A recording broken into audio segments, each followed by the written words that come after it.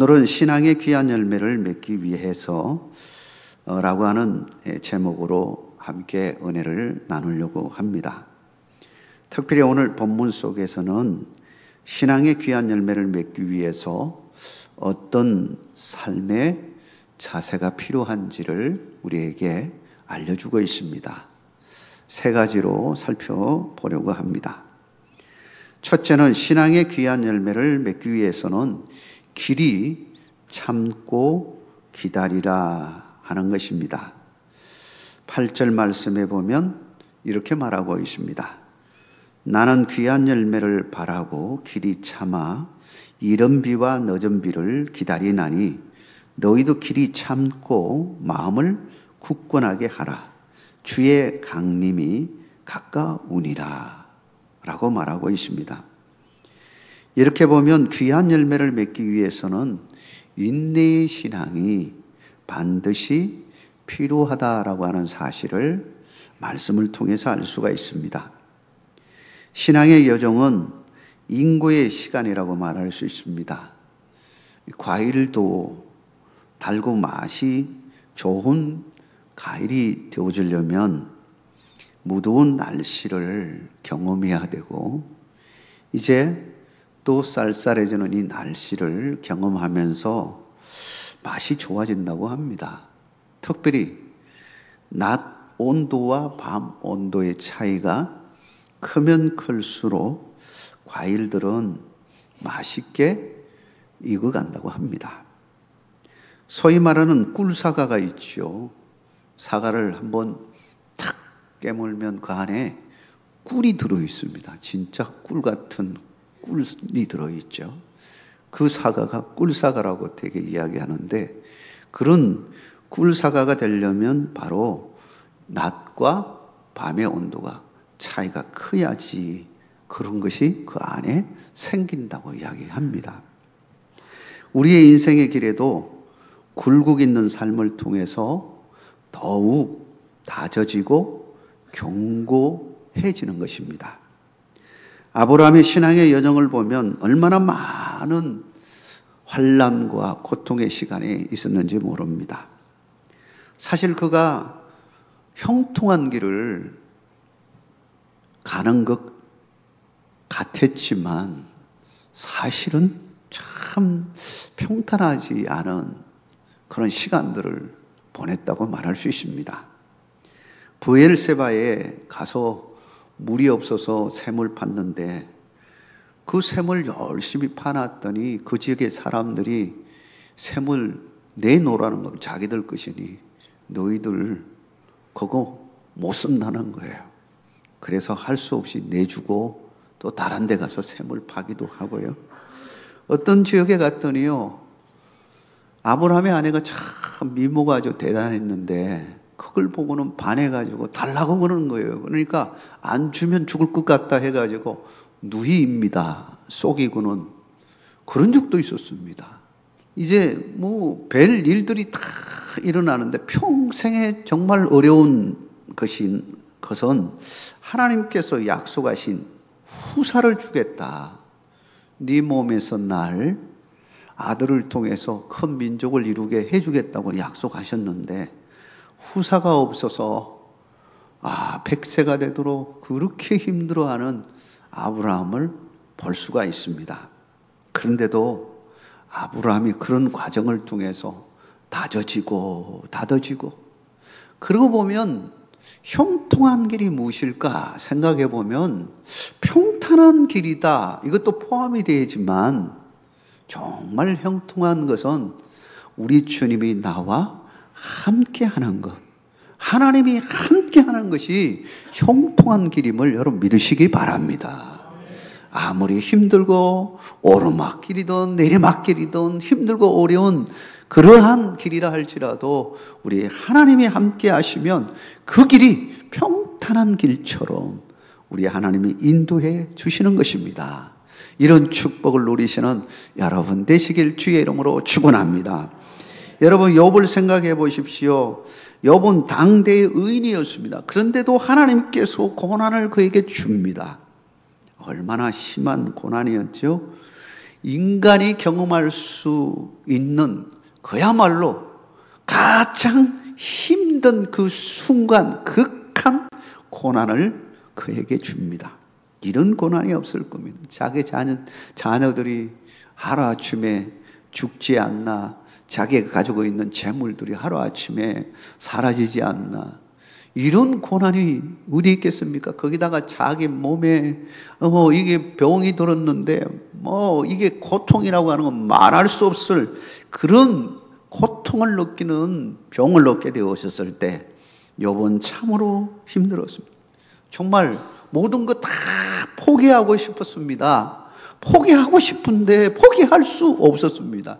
왜냐하면 하나님이 그냥 그를 지켜주셨거든요. 나중에 보니까 욥기 23장 10절에 욥이 이렇게 고백합니다. 그러나 내가 가는 길을 그가 아시나니 그가 나를 단련하신 후에는 내가 순금같이 되어 나오리라. 하나님이 왜 나를 그렇게 코너로 집어넣고 힘들게 하셨을까? 알고 봤더니요, 하나님의 계획하심이 있었던 거예요. 정말 순수한 믿음에 이루도록 정말 순금같이 보배로운 그런 믿음이 되게 하시려고 그렇게 훈련을 시켰던 겁니다. 그 인내를 겪고 나니까 하나님의 축복을 누리게 된, 오늘 성경에도 보면 그 결과가 어떻게 되었는지를 보라 말씀하고 있는데 하나님의 그 엄청난 축복을 누리게 된 겁니다. 전에 있었던 것보다 더 많은 하나님의 복을 누렸다고 성경은 말하고 있습니다. 우리는 인내하고 기다리지 못함으로 그 받을 복을 받지 못하는 경우가 있고요, 받은 것까지 다 쏟아버리는 경우가 있습니다. 우리에게 받을 복이 엄청난데 그 받을 복이 받을 만한 그릇이 준비되어야 하는데 그 준비되는 과정 속에서 미리 포기하는 겁니다. 하나님이 나를 버리셨나? 하나님이 안 계시나? 하나님은 나를 좋아하지 않는가 봐. 자기 혼자서 별 생각을 다 하는 거죠. 하나님은 여러분을 얼마나 사랑하는지 모릅니다. 끝까지 사랑한다는 사실을 믿으시기 바랍니다. 여러분을 버리지도 아니하시고요, 우리 하나님은 여러분을 끝까지 붙드시는 거예요. 로마서 5장 4절에 보니까 인내는 연단은 소망을 이룬 줄 알미로다 라고 말하고 있습니다. 인내 참고 내고요, 끝까지 하나님 말씀 붙들고 참아내면요, 그것으로 인해서 훈련이 되어지면 연단이 되어지고, 연단이 소망 가운데로 나아가는, 결국은 소망을 이루게 되어지는 역사가 나아가는 것. 야고보서 1장 4절에는 인내를 온전히 이루라. 이는 너희로 온전하고 구비하여 조금도 부족함이 없게 하려 함이라. 인내를 온전히 이루라. 여러분, 참으려면요, 끝까지 참아야 돼요. 여러분, 아무리 힘들고 어려운 상황에 놓여 있다 할지라도 하나님을 끝까지 붙드는 여러분 되시길 주의 이름으로 축원합니다. 그러면 오히려 놀라운 일이 일어납니다. 온전해지고 구비하여 조금도 부족함이 없도록 하나님이 만드시는 거예요. 연단시켜서 그렇게 만드는 거예요. 아브라함과 욥도 그런 과정을 통해서 믿음이 한참 커지게 되었고 자라게 되는 것입니다. 부족한 것이 있었지만 하나님이 훈련시켜가지고 점점 끌어올리는 겁니다. 우리의 인생에 있어서요, 그런 과정을 겪게 되어집니다. 힘들고 어려운 일이 누구에게나 있는 겁니다. 욥도요, 하나님을 잘 섬긴 자예요. 당대에 정말 그런 의로운 사람이 없는 사람이에요. 그런데도 고난이 왔습니다. 아브라함은요, 열심으로 하나님을 섬기는 자예요. 근데 왜 하나님은 그렇게 훈련시켰을까요? 힘들게 어렵게 신앙생활을 하게 만들었을까요? 신앙생활이 평탄한 길이라고 생각한다면 그거는 성경적인 생각이 아닙니다. 평탄한 길도 하나님이 허락하시지만 더 중요한 건 하나님과 함께하는 형통한 길임을 여러분 믿으시기를 바랍니다. 하나님이 함께 하심으로 그 굴곡의 삶도 넘어가게 만드는 겁니다. 이기게 하는 겁니다. 하나님이 함께하면 그 모든 것 참고 견뎌낼 수가 있는 겁니다. 이 가을에 그와 같은 은혜가 충만되기를 주의 이름으로 축원합니다. 두 번째는요, 야고보는 원망하지 말고 감사하라고 9절에 말하고 있습니다. 9절 말씀을 우리 같이 한번 읽도록 하겠습니다. 형제들아 서로 원망하지 말라. 그리하여야 심판을 면하리라. 보라 심판주가 문 밖에 서 계시니라.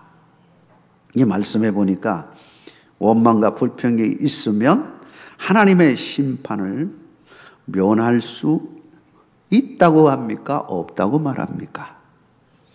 원망, 불평이 있으면 하나님의 심판을 면할 수 없다라고 말하는 겁니다. 하나님의 심판. 왜냐하면 원망과 불평이라고 하는 것은요, 믿음의 요소가 아니에요. 믿음의 열매가 아닙니다. 여러분 생각해 보세요. 믿음이 있는 사람 원망할 수 있습니까? 불평할 수 있겠습니까? 그렇지 않습니다.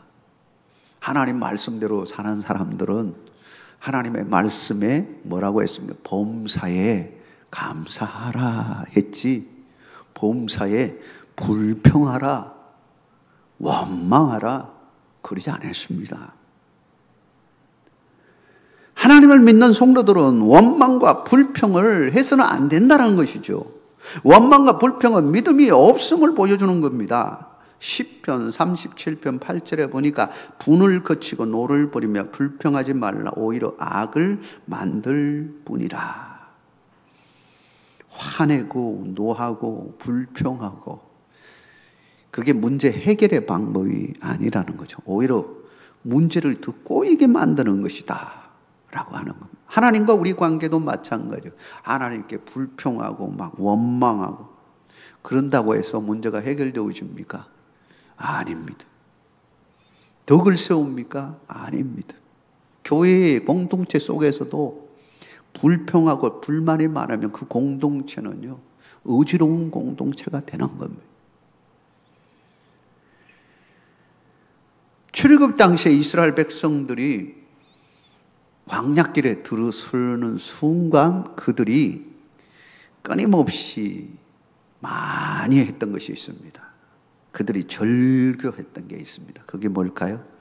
불평, 원망이었습니다. 가는 곳마다 불평, 불만이. 와, 날씨가 이렇게 더운데 왜 물이 없냐 이거죠. 물이요.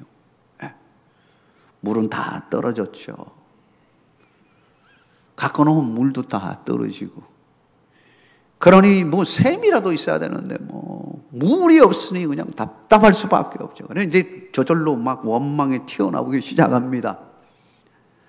믿음이 있었다면 어떻게 할까요? 우리 하나님은 출애굽 당시에 놀라운 10가지 재앙의 일을 통해서 우리를 인도하신 하나님이니 우리를 이 사막 가운데 집어넣었다 할지라도 하나님이 우리를 살리실 것이다. 봐라, 구름 기둥으로 불 기둥으로 우리를 인도하시지 않았느냐. 그러니 우리의 목마름도 분명히 해결해 주실 것이다. 우리의 양식도 해결해 주실 것이다. 좀 참아야 되는데 참지 못하고요, 불평을 쏟아내기 시작합니다. 그러니 불평 쏟아내기 시작하니까 한없이 불평이 나옵니다. 이상하죠? 불평, 불만은요, 쏟아내면 쏟아낼수록 이상하게 막 나옵니다. 이것도 샘이 되는 것처럼요, 샘 솟는 것처럼 불평, 불만도 막 쏟아져 나오는 거예요. 그러니 자기만 죽는 것이 아니라 옆에 사람도 다 죽어요. 옆에 사람도 전염이 돼가지고요, 다 한마디씩 하는 거예요. 맞아. 그래, 맞아. 이야, 이게 뭐야. 우리를 왜 이것으로 데려와가지고 우리를 이렇게 힘들게 막. 이 더위가 진짜 참을 수 없는 더위구나. 이렇게 어려울 수가 있느냐. 하고는 막 불평을 막 쏟아내기 시작하는. 그러면요, 불평이 많으면 많을수록 어떻게 될까요? 더 어려워지는 겁니다. 이상하죠? 더 힘들어져요. 그렇기 때문에 우리는 불평, 불만이 아니라 끊임없이 해야 할 일이 뭡니까? 감사하는 일이에요. 여러분 감사하는 여러분 되시길 주의 이름으로 축원합니다. 감사를 하되 큰 것만 찾으려고 하면요, 감사가 별로 없을 수도 있어요. 여러분 그렇게 하지 말고요, 조그마한 것부터 시작해요. 사소한 일로부터, 조그마한 일부터요 감사로 나가세요. 하루하루 그 식탁에 앉아서 밥을 먹을 때도 이렇게 식탁에 앉아서 밥을 먹는 것조차도 감사할 일이고요, 한 모금 물을 마실 수 있는 것도 감사해요. 어떤 사람은요 목이 부어가지고 뭐 제대로 먹을지도 못하는 사람도 있어요. 잠을 자는데 잠이 안 오는 사람이 있다니까요. 밤새도록 이렇게 저렇게 뒤척가다가 밤을 새는 사람도 있어요. 어떤 사람은 비계만 딱 대고 딱 누우면은 잠을 잘 자는 사람. 이게 축복이에요. 하나님의 축복인 거예요. 여러분 감사는 거꾸로도 되어집니다. 잘 안 풀려도 감사가 돼요. 하나님 뜻이 있는가 봐요. 하나님의 뜻이 있기 때문에 저는 감사해요. 막혀도 감사가 돼요. 하나님 이 길로 가지 말라고 하는 거고요, 다른 길을 열어주시려고 그러시는 거군요. 이렇게 감사할 수 있는 겁니다. 여러분 범사에 감사할 수 있는 여러분 되시길 주의 이름으로 축원합니다. 마지막으로 야고보는 기도하고 기대하라고 말씀을 하고 있습니다. 우리에게는 어려움이 찾아옵니다. 오게 돼 있어요. 그렇다면 그 어려움 속에서 우리는 뭘 해야 될까? 사실 우리를 뒤돌아보면 우리 자신이 정말 고린도후서 4장 7절에서 10절에 말씀하는 것처럼요, 우리 인간의 모습은요 질그릇과 같은 거예요. 깨지기가 쉬운 질그릇과 같아요. 여러분 그렇지 않습니까? 저를 보더라도요, 참 약한 존재이구나 그럴 때가 참 많아요. 정말 우리는 약한 존재이구나. 내가 아무리 내 육신을 잘 관리한다 할지라도 어느덧 나도 아프기도 하고 또 넘어지기도 하고 그래서 다치기도 하고, 나는 안 그러려고 했는데 다른 것이 와서 쳐서 그러기도 하고, 뭐 하루에도 뭐 여러 일들이 많이 일어나죠. 그러고 보면 우리는 참 약한 존재이구나 생각을 합니다. 근데 약한 그릇 같은 우리에게 보배로운 존재가 된다고 말씀을 하고 있습니다. 고린도후서 4장 7절에서 10절 말씀을 우리 한번 읽어보도록 하겠는데요. 같이 읽겠습니다. 우리가 이 보배를 질그릇에 가졌으니 이는 심히 큰 능력은 하나님께 있고 우리에게 있지 아니함을 알게 하려 함이라. 우리가 사방으로 우겨쌈을 당하여도 쌓이지 아니하며 답답한 일을 당하여도 낙심하지 아니하며 박해를 받아도 버림받지 아니하며 거꾸로 트림을 당하여도 망하지 아니하고 우리가 항상 예수의 죽음을 몸에 짊어짐은 예수의 생명이 또한 우리 몸에 나타나게 하려 함이라. 우리가 정말 질그릇같이 깨어지기 쉬운 존재이지만 그러나 그 질그릇에 보화가 담기면 보배로운 존재가 된다고 말씀하고 있습니다. 보배로운 존재가 어떻게 되느냐? 보배로운 존재가 누구이시냐? 바로 예수 그리스도이심을 말씀하고 있습니다. 예수님이 함께하면요, 우리는 약하지만 강한 존재가 되어지는 겁니다. 부족하지만 우리는 주님으로 말미암아 오히려 더 풍성한 자가 되어지는 역사가 일어나는 겁니다. 그걸 오늘 본문에 보니까 17절에 보면 엘리야에 대해서 설명을 합니다. 엘리야를 통해서 설명을 하는데 엘리야는 우리와 성정이 같은 사람이라 이렇게 말합니다. 성정이 같다는 말은 우리 인간과 동일한 자이들. 그 말의 뜻은 엘리야가 대단한 사람이라고 하는 것을 말하고 있는 겁니다. 대단한 사람인데 그러나 사실 따지고 보면 그도 질그릇과 같은 존재. 우리 인간과 동일하게 나와 똑같은 사람, 우리 인간 모든 사람과 동일한 사람, 그게 누구냐? 엘리야다. 그런데 엘리야가 무슨 일을 했느냐라고 하는 겁니다. 어떤 일을 했느냐라고. 엘리야가 어떤 사람입니까? 그는요 갈멜산의 기도와 기적의 역사를 보인 사람이 아닙니까? 그 당시에 북이스라엘이죠. 북이스라엘에 가장 유명한 왕이 있었습니다. 아합이라고 하는 왕이고, 그 악한 왕보다 더 악한 왕후가 있었는데 이세벨이래요. 이세벨이 두루라고 하는 그 지역에서 온 여인인데 우상을 그냥 얼마나 잘 섬기는지요. 그가 데리고 다니는 그 제사장만 해도요, 자그만 지역 850명이 있었어요. 바알을 섬기는 제사장 450명, 아세라를 섬기는 사람 400명, 그 제사장급에 해당되는 그 850명이에요. 그 850명과 이제 엘리야가 갈멜산에서 한판 붙는 상황을 맞이하게 된 거예요. 야, 몇 대 몇입니까? 850의 1이에요. 야, 그렇다면요, 혼자 그걸 구경하고 있는 사람들, 대부분 이스라엘 백성들도요, 대부분 누구 편이냐 하면 아합 편의 사람들이 많이 있는 거예요. 그러니 그야말로 홀로 싸우는 상황입니다. 얼마나 두렵겠어요. 두려워요. 인간인지라 두려움도 있을 수 있고요. 정말 이걸 어떻게 해야 하나 막 떨림도 있을 수 있고요. 정말 그런 순간에 이상하게도 엘리야는요, 담대함이 있었습니다. 두려움이 없었어요. 담력이 있었어요. 왜 그럴까요? 그와 함께 하시는 하나님이 있었기 때문에. 하나님이 함께 하시니까. 그 싸움에서요, 완성을 했습니다. 하나님이 불을 내려가지고요, 그 제단을 완전 불태워버린 거예요. 그들이 850명이 다 죽임을 당하잖아요. 엘리야 손에요, 죽임을 당하는데요.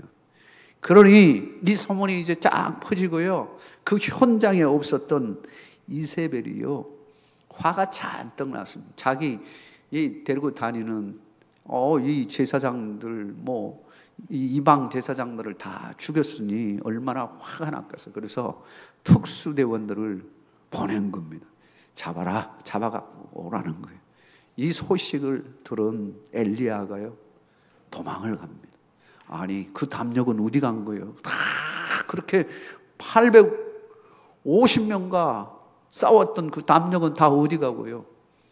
자기 잡으러 온다 그러니까요, 꼴짝으로 산꼴짝으로 가가지고 어디에 딱 숨어서 로뎀 나무 밑에 딱 있는데요, 피곤해가지고 막 그러고 누워 자는데 그때 누군가가 와서 그를 깨웁니다. 천사들이 와가지고 먹을 걸 주면서요, 깨워요.